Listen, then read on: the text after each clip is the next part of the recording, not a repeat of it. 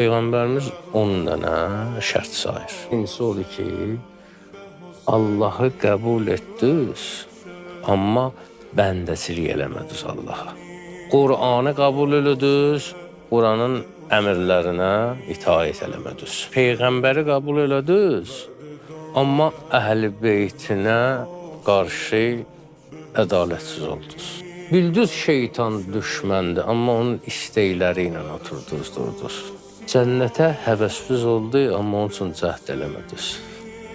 Cəhənnəmdən qorxdunuz, amma günahdan qaçmadınız. Cəhənnəmə səbəb olan bir şeyi eləmədiniz. Dünyaya bildiniz ki, bel bağlamaq olmaz. Amma var dövləti sevdiniz. Ölümü bildiniz, amma hazırlaşmadınız. Bildiniz ki, ölüm haqdır. Bayaq ağa misal çəkdi İmam Sadıq əleyhissalamla. Əli əleyhissalam nə deyir? Ölüm qədər şəkkə bənzəyən həqiqət yoxdur. Cəmaatda eyib axtardınız. 9-cu şərt deyə bu. Cəmaatda eyib axtardınız, amma öz eybinizə baxmadınız. Yəni ki, 10-uncusu budur ki, getdiniz, onu bunu dəfn elədiniz, amma ibrət götürmədiniz.